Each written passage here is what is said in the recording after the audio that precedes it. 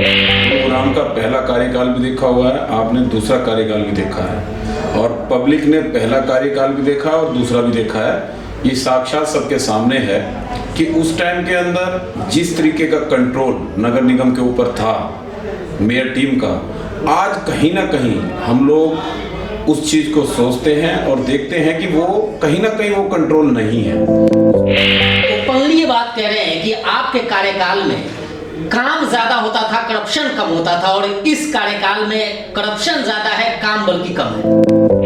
बत्रा साहब, आज आप लिस्ट का जिक्र कर रहे हो, 4 साल से ज्यादा का कार्यकाल हो गया।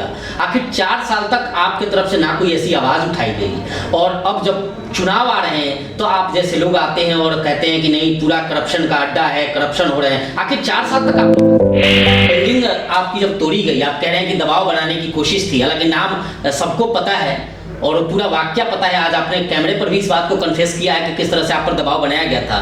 तो जिस वजह से तोड़ी गई थी बिल्डिंग, अगर वह वैलिड वजह नहीं था तो आप उसके खिलाफ कोर्ट क्यों नहीं गए? इस वक्त जहां थे आप और अब आज जहां आए हैं तो वह एलिगेशन सेम का सेम है, लेकिन अब वो काम सुचारू रूप से आपकी बिल्डिंग फिर दोबारा शुरू हो गई। आपसे पूछने के लिए, आपका इंटरव्यू करने के लिए, तो कुछ लोगों ने कहा कि बत्रा साहब से पूछना कि बत्रा साहब राजनीतिक में लोयल किसके रहे हैं, क्योंकि कभी हुड्डा साहब के साथ ज्वाइन किए, उसके बाद राव इंद्रजीत के पाले में चले गए, कभी शैलजा के साथ चले गए, कभी अशोक तंवर के साथ चले गए। क्या आप में ऐसी कौन सी आप क्वालिटी अपने समाज के प्रति आप देख रहे हैं और आप में है जिस वजह से आप उपयुक्त मान रहे हैं अपने आप? चीफ मिनिस्टर बनता है, वो चाहे वो जाट हो, यादव हो, या जो भी पंडित हो, जिस भी बिरादरी से बनता है, तो अमूमन लोग कहीं ना कहीं उस कम्युनिटी के लोग एक्सपेक्ट करते हैं कि अब चलिए सरकारी नौकरियों में हमारी भी हिस्सेदारी होगी। मुख्यमंत्री 7 साल से हैं, आपकी बिरादरी से हैं, और ऐसे में आप जैसे जो नेता हैं उनसे भी जनता आस लगाती है आपकी कम्युनिटी के लोग कि अब हम लोगों को भी सरकारी नौकरियों में मिलेगा, साझेदारी मिलेगी, कहीं ना कहीं हमें भी जगह मिलेगा। इसको लेकर क्या कुछ कर रहे हैं? और आरोप यह भी है कि आपने कई ऐसी बिल्डिंगें बनाई है, यही साई लेन का भी मामला आया था जिसमें आपका नाम भी सामने आया था, अर्जुन नगर समेत कई ऐसे इलाके हैं जहां आप खुद अवैध तरीके से बिल्डिंगें बनाते हैं बिना, और आपके ऊपर कहीं ना कहीं करप्शन के कई ऐसे चार्जेज हैं जो लगते हैं आपके ऊपर। साइन लेन का भी मामला सामने आया था। शहर ने, गुरुग्राम ने देखा है आपके कामकाज को, आपके विकास के मिजाज को लोगों ने देखा है सीनियर डिप्टी मेयर के रूप में। क्या इस शहर मेयर के रूप में आपको देखेगा? नमस्कार, मैं हूं सुशील कुमार और आप देख रहे हैं प्रवासी एक्सप्रेस। आज हमारे साथ गुरुग्राम नगर निगम के पूर्व senior deputy mayor Yashpal Batra है। आइए, सबसे पहले सर आपका बहुत बहुत स्वागत है। धन्यवाद आप सबको, थैंक यू जी, बहुत बहुत धन्यवाद। सर, आप गुरुग्राम नगर निगम, पहला नगर निगम जब बना, उसके सीनियर डिप्टी मेयर रहे और आज ये दूसरा कार्यकाल चल रहा है लोगों का। आप उस कार्यकाल में, विकास के कार्यकाल का मैं जिक्र कर रहा हूँ, और इसमें क्या कुछ अंतर देख रहे हैं, किस तरह देख रहे हैं? शशि जी, आपने गुरुग्राम का पहला कार्यकाल भी देखा हुआ है, आपने दूसरा कार्यकाल भी देखा है और पब्लिक ने पहला कार्यकाल भी देखा और दूसरा भी देखा है। ये साक्षात सबके सामने है कि उस टाइम के अंदर जिस तरीके का कंट्रोल नगर निगम के ऊपर था मेयर टीम का, आज कहीं ना कहीं हम लोग उस चीज़ को सोचते हैं और देखते हैं कि वो कहीं ना कहीं वो कंट्रोल नहीं है। उसकी वजह से आम जनता को, आम लोगों को, आम पब्लिक को, और चाहे वो डेवलपमेंट के मामले में हो, चाहे वो दूसरे मामलों में, कहीं ना कहीं कुछ ना कुछ कमी जरूर दिखाई देती है। चाहे वो भ्रष्टाचार के रूप में, चाहे किसी भी रूप के अंदर हम उसको ले लेते हैं, कहीं ना कहीं कमी दिखाई देती है। मतलब आप ओपनली ये बात कह रहे हैं कि आपके कार्यकाल में काम ज्यादा होता था, करप्शन कम होता था, और इस कार्यकाल में करप्शन ज्यादा है, काम बल्कि कम है। देखिए, हर चीज का एक अपना सिस्टम है। जिस तरीके से देश समाज बढ़ता है उस तरीके से हर चीज बढ़ती ही है। और वो कार्यकाल जो था, उस कार्यकाल के अंदर पहला नगर निगम था और पहला ही बार नगर निगम बना था। उस टाइम के अंदर जिस तरीके का काम, जिस तरीके की कंट्रोलिंग थी, आज गुरुग्राम के अंदर मुझे ऐसा लगता है कि कहीं ना कुछ तरीके से कमियां जरूर रही हैं। जैसे हमने पिछले उस टाइम के अंदर, मैंने जब 2011 में as a senior deputy mayor बने थे, उस टाइम बनते ही मैंने कुछ फ्लाईओवरों के जिक्र करे थे, लेटर लिखे थे, उसके एस्टीमेट तक हमने पहुंचाया था। जैसे हम गुरुग्राम के अंदर एक सबसे बड़ा नए और पुराने गुड़गांव को जोड़ने के लिए एक सोना चौक के ऊपर फ्लाईओवर के लिए हमने लिखा था, वो मुझे लगता है वो फाइलों के अंदर ही कहीं ना कहीं दब गया, आज तक उस पर कोई काम नहीं हुआ।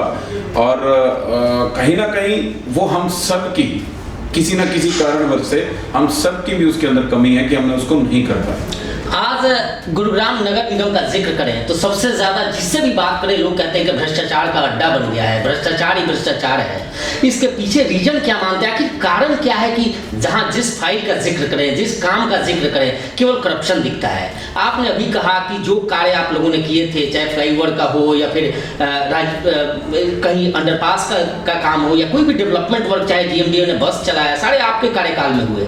तो आखिर ये वजह क्या है कि ये करप्शन के पीछे रीजन क्या है और डेवलपमेंट न हो रहा है इतना बड़ा, इसके पीछे क्या कारण मानते हैं? देखिए, हमारे आदरणीय मुख्यमंत्री साहब, हमारे नगर निगम के कमिश्नर, ये मैं नहीं, ये पूरा कमिश्नर एमसीजी के बारे में पूरा गुड़गांव कहता है और हमारे आदरणीय मुख्यमंत्री के बारे में, मुख्यमंत्री जी के बारे में पूरा हरियाणा कहता है कि ये बहुत ईमानदार आदमी हैं।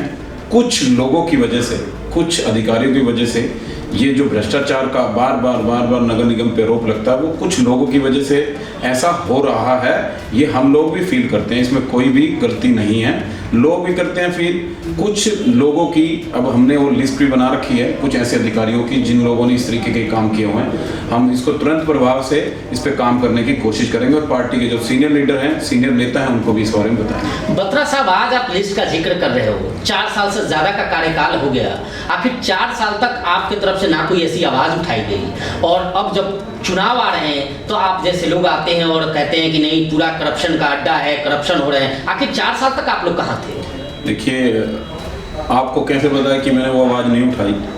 कुछ आवाज़, अगर आप पार्टी के प्लेटफॉर्म पे हो तो कुछ आवाज़ पार्टी के प्लेटफॉर्म पे ही उठानी पड़ती है, और अगर आप समाज के अंदर हो तो समाज के अंदर समाज के तरीके से ही उसको उठानी पड़ती है।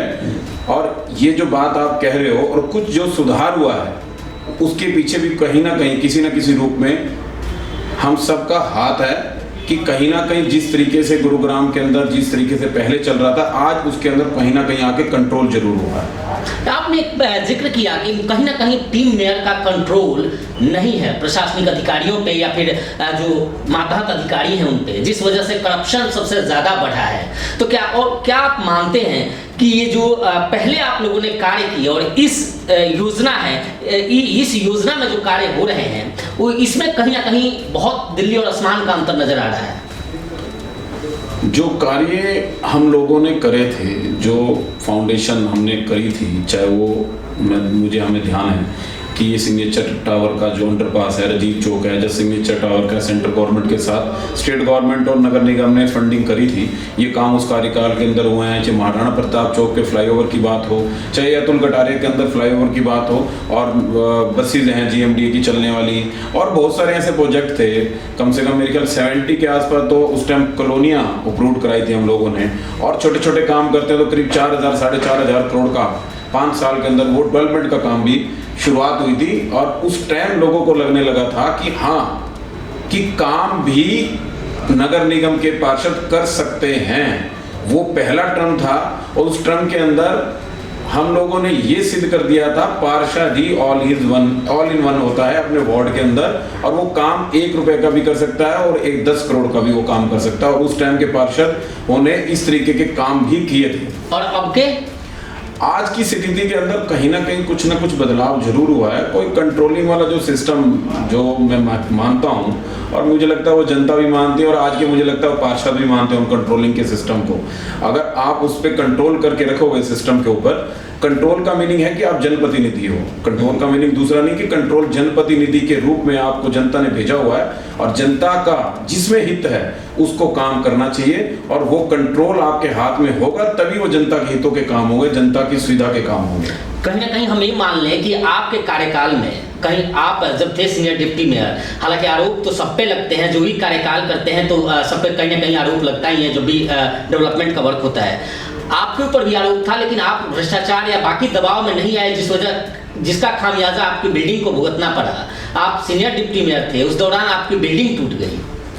देखिए, जो एक ये मुद्दा आप कह रहे हैं, आपने मेरे क्वेश्चनों का आंसर मुझे लगता है आपने खुद ही दे दिया कि आप किसी के दबाव में नहीं आए, किसी तरह के दबाव में किसी के सामने नहीं आए। ये बिल्कुल सत्य है।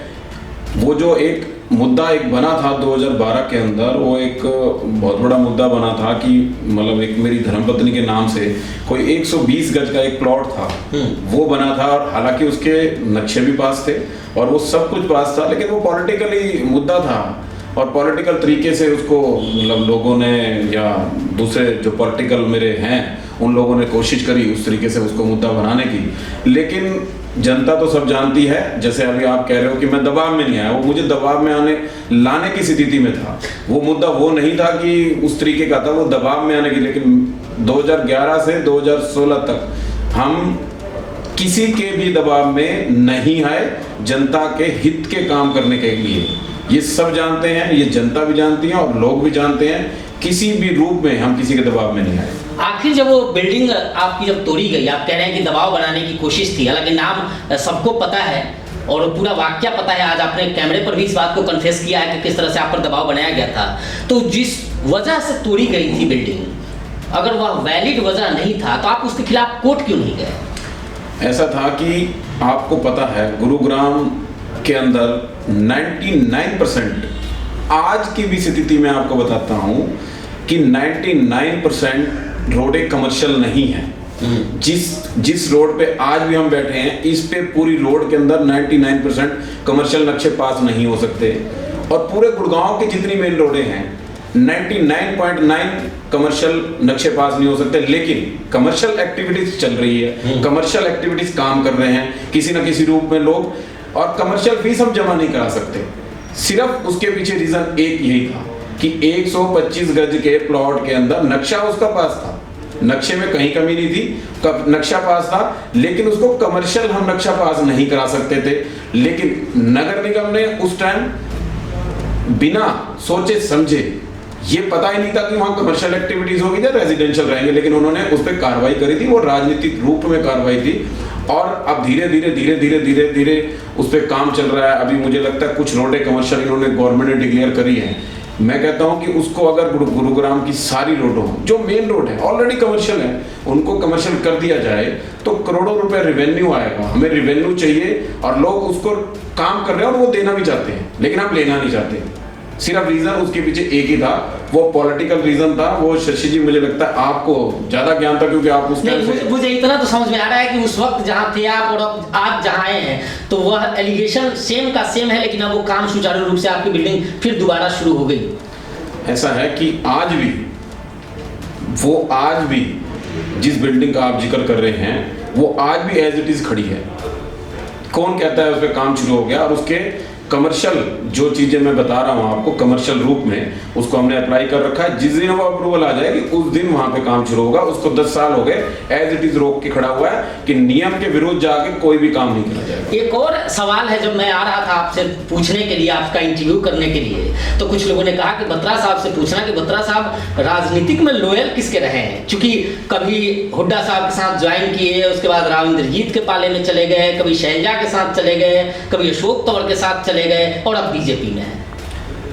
देखिए, अब ये तो एक बड़ा अच्छा आपने क्वेश्चन रखा। जब मैं 2005 में पहली बार पार्षद बना तो उस टाइम गवर्नमेंट कांग्रेस की थी और कांग्रेस में चलते हम कांग्रेसी हो गए। और 2011 में हमारे जो एमपी साहब राव इंद्रजीत जी थे वो कांग्रेस में थे और सारी टीम कांग्रेस में थी। उन्होंने सीनियर डिप्टी मेयर बनाया, हम सीनियर डिप्टी मेयर बने और शहर के विकास का काम किया 5 साल तक।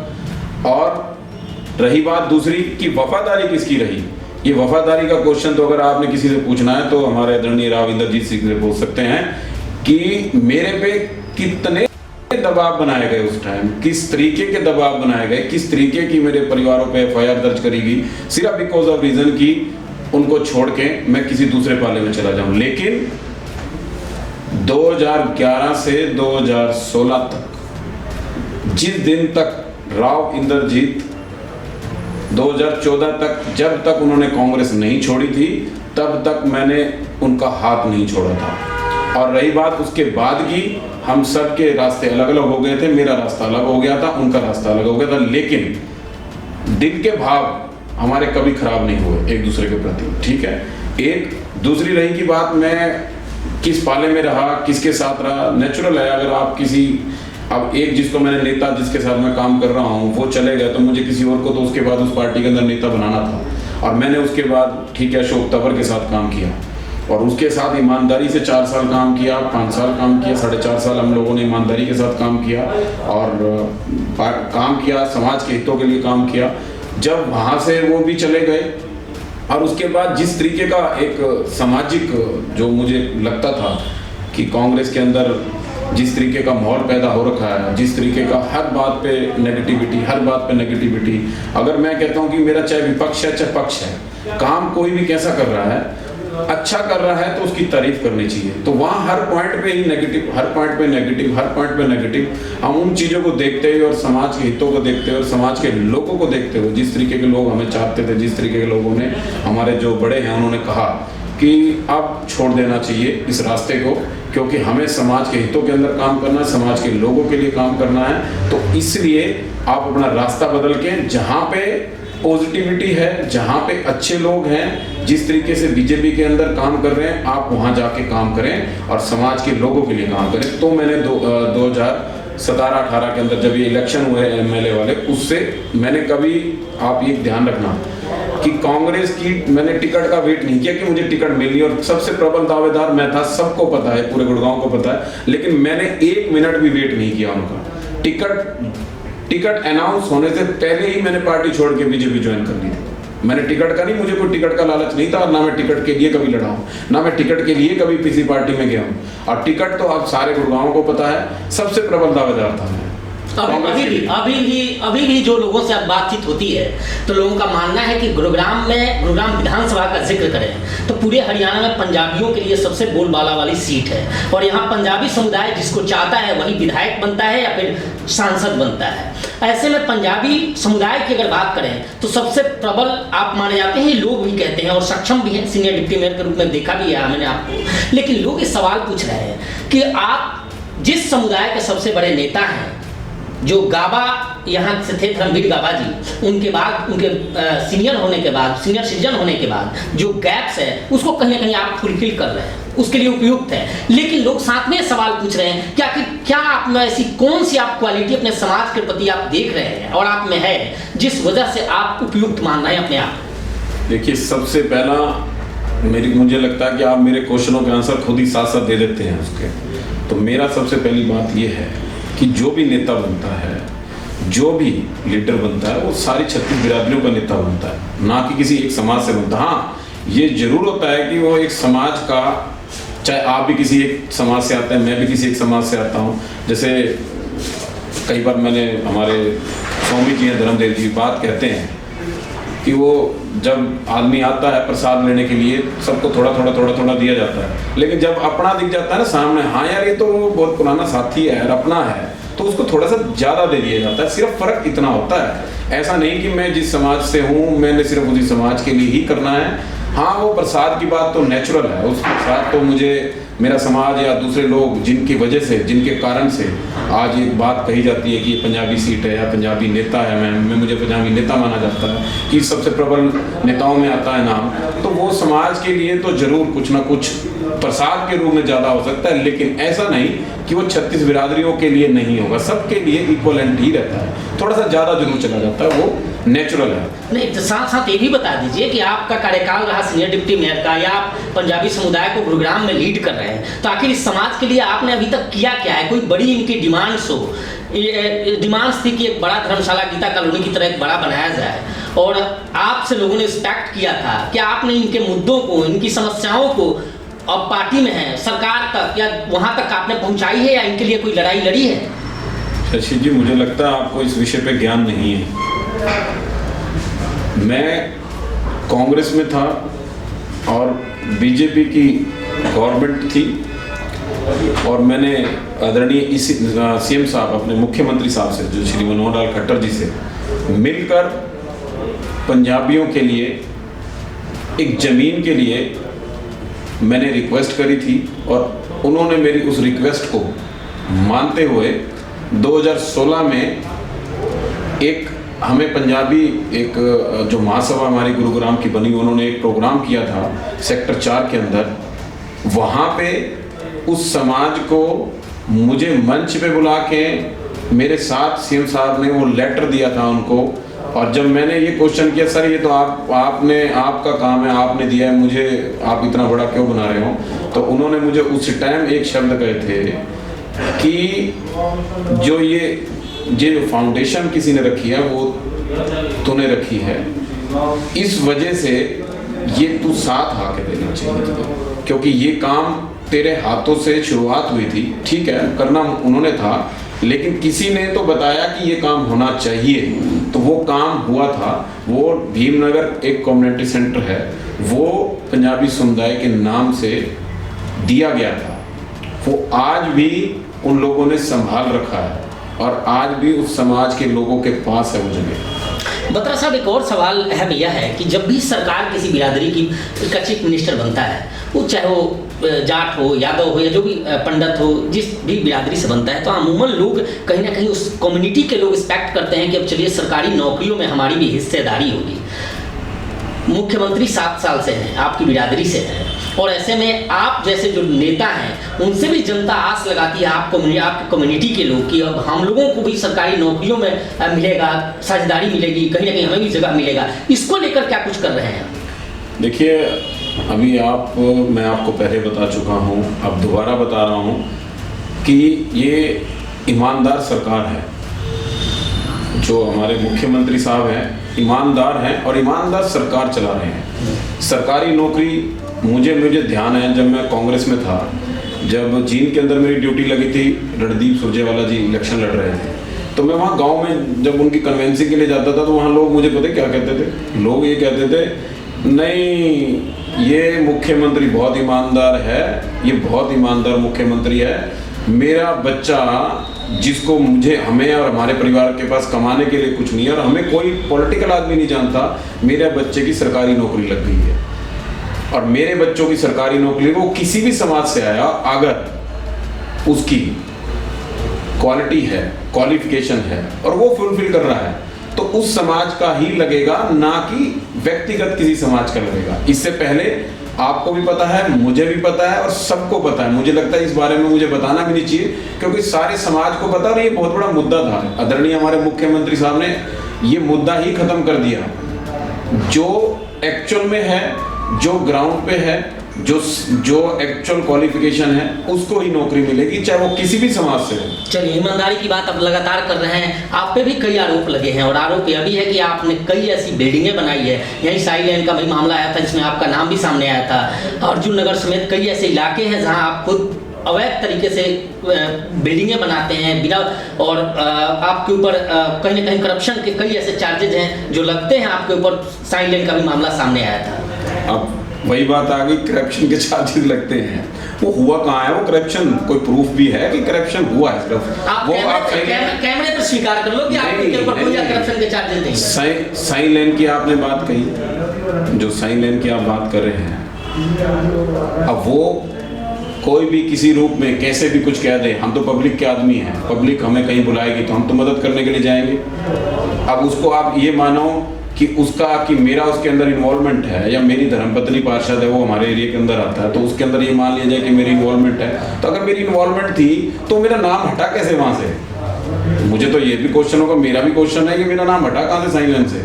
अगर किसी ने मेरा नाम दिया तो फिर हट कैसे गया इन्वेस्टिगेशन के अंदर? ऐसा तो है नहीं कि इन्वेस्टिगेशन के अंदर नाम होता और मेरा हट जाता, एक गज मैंने कुछ कर रखा हो। तो वो तो बातें है, समाज का आदमी हूँ, समाज के लिए काम करता हूँ, लोगों के लिए काम करता हूँ, समाज के हितों के लिए काम करता हूँ, और उसके लिए चाहे मुझे कितना दंडित होना पड़े, चाहे मुझे कितना कैसा भी रूप में दंडित होना पड़े, मैं होने के लिए तैयार हूँ। मुझे कोई दिक्कत नहीं, क्योंकि मैं इंटरनल अपने आप को मैं जानता हूँ, और जो लोग मेरे साथ हैं, जो लोग मेरे साथ काम करके देखा हुआ है, जिस तरीके की मेरी वर्किंग देखी हुई, उन सबको पता है मैं जिस टाइम जहाँ पे जाके खड़ा हो जाता हूँ, उस काम के लिए अड़ के खड़ा हो जाता हूँ कि ये मेरे ही घर के आदमियों का काम है, चाहे मेरे दोस्तों का काम है, चाहे मेरे साथियों का काम है, चाहे मेरे परिवार के लोगों का काम है, चाहे मेरे समाज के किसी रूप में भी काम हो, मैं उनके लिए भी ऐसे ही आके खड़ा हो जाता हूँ। रही बात दूसरी साइन लाइन की, आपने वो देख लिया, उसके अंदर वो मुद्दा जो बना था वो भी पॉलिटिकल, अब मैं उस विषय पे नहीं जाना चाहता। अगर वो था तो वो गया कहाँ, वो कहाँ गुम हो गया वो नाम। बिल्कुल, शहर ने, गुरुग्राम ने देखा है आपके कामकाज को, आपके विकास के मिजाज को लोगों ने देखा है सीनियर डिप्टी मेयर के रूप में। क्या शहर मेयर के रूप में आपको देखेगा? देखिए, ये जो ये क्वेश्चन है, अगर तो मैं एक विश्वास करता हूँ मैं अपनी माता रानी पे, जो मैं मतलब पिछले 20-25 साल से मैं माई रानी को मानता हूँ, और मानता तो बचपन से हूँ, लेकिन ज़्यादा विश्वास मेरा जब से मैंने होश संभाला है तब से मेरा विश्वास ज़्यादा बढ़ा है। अगर मेरी माई रानी ने मुझे चाहा है कुछ करने के लिए और कुछ समाज की सेवा करने के लिए, और मेरी पार्टी ने चाहा है, तो मैं ज़रूर करूँगा। अगर इन दोनों ने नहीं चाहा तो मुझे लगता है मैं नहीं करूँगा। तो वो जो फैसला माई रानी को मंजूर होगा और माई रानी के बाद हमारी पार्टी को मंजूर होगा, मैं उसको स्वीकार करूँगा, मन से स्वीकार करूँगा, और पार्टी के लिए काम कर रहा हूँ और पार्टी के लिए ही काम करूँगा। मतलब कि अगर भारतीय जनता पार्टी, अभी जिस पार्टी में आप हैं, टिकट नहीं देती है मेयर के लिए या विधायक के लिए, तो आप चुनाव नहीं लड़ेंगे? मैं आपको इस बात का क्वेश्चन का आंसर तो दे ही चुका हूँ। मुझे माई रानी, अगर मेरी माता रानी को कुछ मंजूर है, नहीं, माता रानी को तो ये भी मंजूर है कि आप जिस तरह से पोटेंशियल हैं और आप मटेरियल जो मेयर या विधायक के मटेरियल आप हो, तो दूसरी पार्टी भी आप पर आस्था जता सकती है। और माई रानी आशीर्वाद दे दिया कि नहीं जी, किसी और पार्टी से आपको टिकट मिल गया तो आप चुनाव लड़ेंगे। मेरा सवाल सीधा सा है कि क्या आप बीजेपी से बीजेपी टिकट नहीं देगी तो क्या आप चुनाव लड़ेंगे या नहीं लड़ेंगे? मैंने आपको इस क्वेश्चन का आंसर पहले दे दिया। मुझे मेरी माई रानी ने और मेरे पार्टी ने अगर टिकट नहीं दिया तो मैं इलेक्शन नहीं लड़ूंगा। अगर मुझे माई रानी ने और मेरी, लेकिन आप जिस समाज के नेता हो, समाज तो चाहता है कि वो आपको मेयर के या विधायक के रूप में देखे। आप फिर वही क्वेश्चन पे आ गए कि समाज तो 36 बिरादरी होती है। हाँ, वो प्रसाद तो जरूर चाहता है थोड़ा सा ज़्यादा जाना, जहाँ पे वो लोग तो चाहते हैं कि हाँ ये आगे आना चाहिए या मेरे अलावा भी कोई आगे आना चाहिए, वो समाज तो जरूर चाहेगा। हाँ, उस दौड़ में जरूर हूँ, मैं ऐसा नहीं कहता कि मैं उस दौड़ में नहीं हूँ, उसके लिए काम नहीं करूँगा, उसके लिए वर्किंग नहीं करूँगा। और गुरुग्राम भी जानता है, लोग भी जानते हैं जिस तरीके की वर्किंग स्टाइल है मेरा, उस वर्किंग स्टाइल को हमारे पार्टी के सीनियर लीडर भी जानते हैं, और माता रानी को तो पता ही है, इसलिए माता रानी ने आज तक उस ट्रैक से मुझे उतारा नहीं। और माई रानी के मन में कुछ ना कुछ तो है, वो मेरी माता रानी पे मन में कुछ ना कुछ तो जरूर है कि वो मुझे ट्रैक से नहीं उतरने दे रही। किसी भी रूप में, किसी भी स्थिति के अंदर, चाहे किसी विपरीत स्थिति के अंदर भी मैं होता हूँ, तब भी मुझे ट्रैक से नहीं उतरने दिया उसने। तो कहीं ना कहीं जरूर कुछ ना कुछ माई रानी के दिल में है। बिल्कुल, ये इसे कहते हैं कुशल राजनीतिज्ञ। देखिए, ना कहते हुए माई रानी का सहारा लेकर इन्होंने साफ कर दिया कि तैयारी तो पूरी है। यानी अगर सरकार यानी पार्टी अगर इन पे आस्था जताती है, टिकट देती है, तो ये अपने तरफ से पूर्ण रूप से तैयार है, चाहे वो मेयर की दावेदारी हो या फिर 2024 में विधायक की दावेदारी हो, दोनों के लिए तैयार है। लेकिन फिलहाल इन्होंने पार्टी के सवाल पे साफ कर दिया कि ये डिसीजन पार्टी का होगा, इनका नहीं। बेशक से समाज पंजाबी हो, लेकिन साथ साथ इनका आस्था 36 बिरादरियों पर भी है। फिलहाल इस पेशकश में इतना ही। देखते रहिए प्रवासी एक्सप्रेस।